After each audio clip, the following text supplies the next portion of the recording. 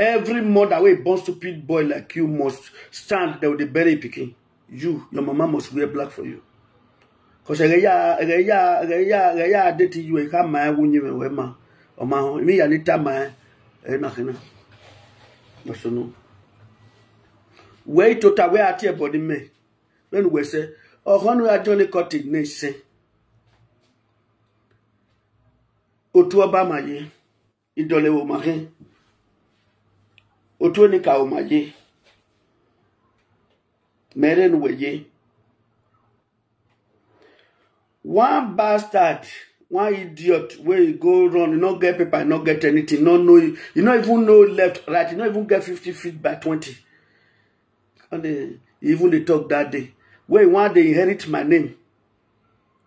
No who are no total kid whatever. Where iyi e maye gwa, eni ne mi maye cut, e cut ugbo hun. Iwa ya ni meri esonedo, uwe wu travel. Esaga emi ya no gbera na okwe cut no gbera na. Iwa me apelele ya fe. No gwo ba we gan ya. Orare no do de igwe o. Amega ro uke eze no leyo.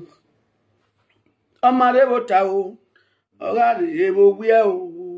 Ugben so ore bo bia fa no gogo. Tell we I sing that song. Babola you egbe. To travel. Ginawe o. Ginawe o. Agige me ginawe una khyogian ba o. Sikodo o la ho agige me ginawe. O khyogian ba imoto aria ile lu eso ire ina so owu nu gbe o ni babola you egbe. We no khian wuye we bo. When evenari ditania wa we ta threat no wa. Okay. Uku apala no giema o. Oba o wo ikara no gwedu. Oma no ba, oma se, oma no e obele o e. Me oba ne meluga no ma no e obele. Uwu e ga ina swe. Ko be no dey do anything for palace, no dey do. Obama no giado, Akobeghian wedo. Okpo bunudo, oba negi po ni so utravel. Abi won ya ni yatin do ni yatin agwa. Wadogo oba dole doji, ibi e do ni risi, ori obi si bokin wa laho, wadogo oba dole doji, efe na fe mi si o wana lu emi ya ni me tag ibi e do na la na dogo oba dole doji. Uwe travel, utravel. Otunia onia mwedoria ena ibiedo nibu ibiedo o nibu ibiedo otuni onia do mwedoria na ibiedo utravel no gwehun no we atin ge e frank ne no ku hu gwehun tore ogun ade aye ogun ade anu kan aye kan te awu uwe wa to wagbon uwe wa pe wagbon frank owo ni tukin agwe hun na oni tamawe ukin agwe hun frank ojo anwe atira mojo ukin agwe hun ukin ape fun ko we ke wa no wa gbagbe sesese yo iwe amaragbon iwe atobagbon iti ni iwe abati kekiri frank uwa kin ape fun o ane oye kirunari bae but before this time my che bonera de my teenage we de my che man lega de o ma kan we no de politics no mi na mi go bo e we tu wina e una aro bi me ma ka chere to de ma wa de o ma ge ya yi ma bo ya yi ma bo de se so wu agbe kan ge emi sha no e mo sisi Imo pia, ima gbada, I record where because of my account, you can be coming. But okay, we can sango nebo we. Okay, we can zanumokwe. But okay, we can look no ba.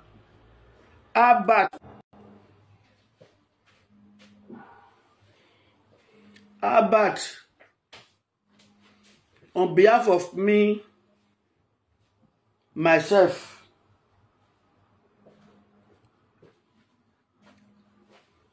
and my followers, I hereby donate you to the witchcraft coven. I summon you to the coven as Odegbe. But you will live long. But me am okay. O awu wekia, o kan awu ibi. Nunu ya pa mesi kan ko ren. O kan awu hun. E bona se we gbe accept the governor bill wo pa vote then. This cost not go enter your body if now only you vote for governor. Our governor. If now only you dey Benin, if now only you die, not be only you the person. Now all of us the person. Before this governor come, the road to Amagba no good 9 time. Although say now our money, me they pay tax. But bring your tax clearance. Make we see. Me I get my own. I dey pay tax. If now only you vote for governor, it go better for you. If not be only you vote for governor, person go talk now because he talk, you want to take me claim. But you go still know the person when they sleep with your wife, fear not let you talk. Because you all know they work again. That's what it will be for you. But you go carry your old picture, come join new picture. You go look the old one, you go look the new one, you go burst out cry. Because things change. For Albert. If now only you vote for governor, go better for you, our governor. If now only you stand for line that day, go better for you. The day when they vote for our governor, people lost their life. This family is still there. I will never, and I have never, say me my governor, no cancel anything we want cancel. You get that, now the governor.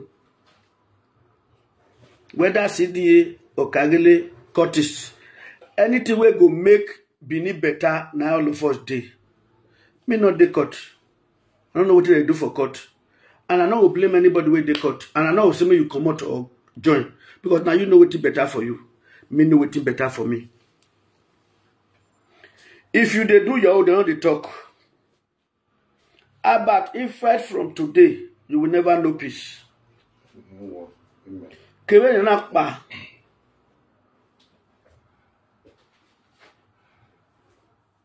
Ude gbe mi ogogo we na here o I labor ne. O ma be dori no. I've been in this business since but comedy where they do na 1992 na journal. Now today now you want to start to say, may they not mind me. May you prove, apart from like way they talk for governor here, or not be say governor know you, you not even near now. Can't tell me what you don't do for Benin. Now to cook rice for 2 cups of rice, go to share for beggar for Lagos Street. For me. My papa never come in a family, can't insult anybody. My mama never come in a family, can't insult anybody.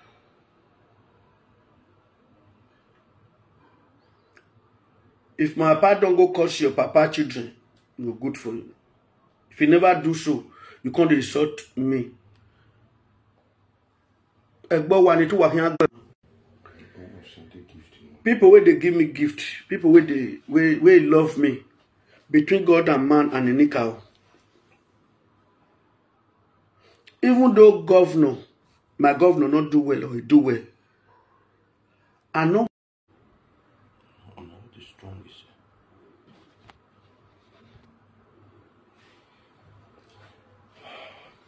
My fans, what thing I will do for now, not there.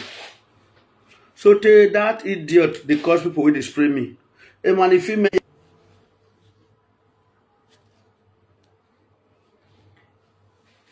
they cause people when they spray me. People when they spray me, I beg, make una no verse. A family no meme na bon, e rien aje. Anywhere you they play for Benin, when we just the test LOT, you just see Christmas jump enter na bad family. Na bad family member. If you're Obazee no. Obazee yao. Ori vi ya batin ro. O wadame vi do alwe plural word. Rundawe. But word you san get bewe. Ememe adegbe ladian wo nowe. Maybe ladian we. Igi amobo aladian ge ya but iya iso wa. Okay, we vabulia. Igi adwefu. They have to see we. But there is a delay with no rulia. Okay, va. Rundawe. Wait. You know who die? No. No. Because you still they owe me money where you never spray me. The last time where you come beg me, they say you be better person. Where our God money tin ye, boy me amen say where uga me ameba. Una me amen. Kake whatever no okay. No wake be yese. Uga riba.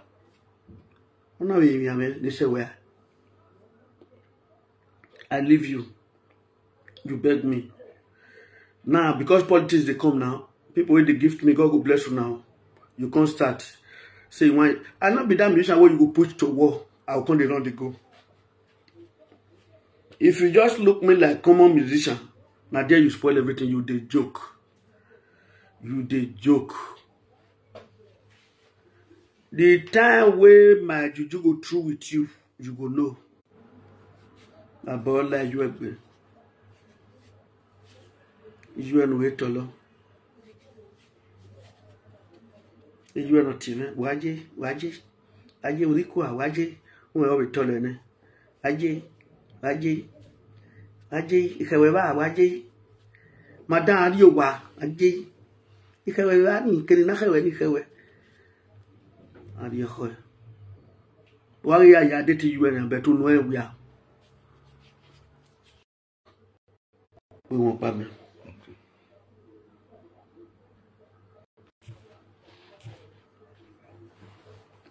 Don't be begging man. Political that how they come out for you because if they quiet, they look now, they do anyhow. You and tell your body odor. About allow it be. Ijita go. Why me shall we so no yin ne amama jita. They learn work. They know me. If I not graduate, I can man not free me. As King Sonny I did my godfather. There's a share now. The time we play guitar don't pass. You see guitar for which kid hand. You see for Davido hand. You see for Two-Face hand. You see for Michael Jackson hand. You see for Aro Kelly hand. You see for my Bonner boy. I've been a shake. On Alamide na guitar go. I see the life of people where they hold guitar and the life of people where they hold microphone. I decamp. I don't want to mention name. Check on a family about. Check on a family. Be you and all. Check your family. If any musician they will be like me. Check be you and better. Check your friends. I saw you call this one. I saw you call this one. I saw you see me they not spray me. Or pay phone. Or go home. Or pay phone about.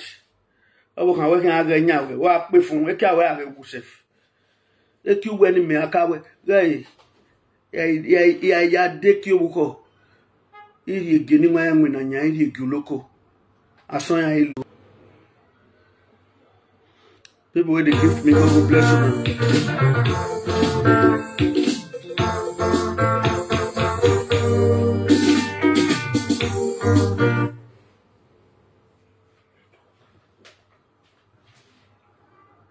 Thank you. Those of you know gift. But who can go home? Who can go home? Who can pay for?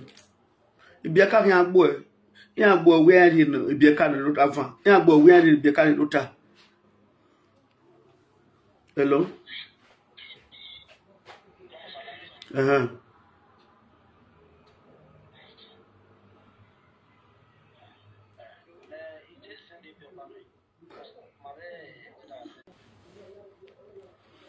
Ugbe network do agbe ogbere la ni. Iya be oni ala na. Iga de gbere ba se pe. Da de gbere. Ni do khama. Kini gbe na ge abi. Okpe ari no na man na woman. Anybody will go do bad comment, will go join about the cost me. This cost where I cost about so it will go your head. What you pay you pass now you take pay. Except I not be comedian. I not do joke. Anything when I talk, unless about now only vote for governor. Now only carry this governor put for office. Now only fit talk to governor. If Baba born plenty picking, all of them get out to ask Baba school fees, get out to talk to Baba. If now only a bad vote for governor, every cost not going to tie body. But if not be only say governor, now for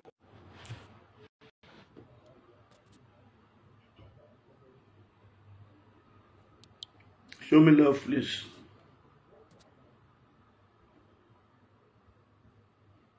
Show me love, please.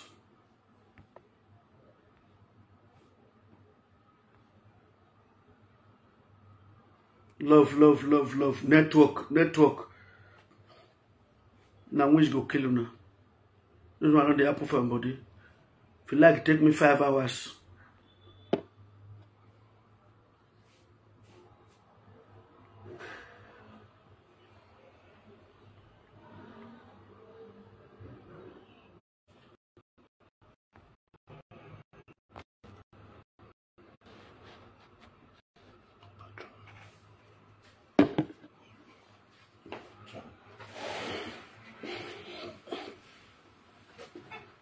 Now do well, my fans, my brothers and sisters, my customers, people will display me. God go bless all of them. I could not mind useless people. Obuko no biawewu.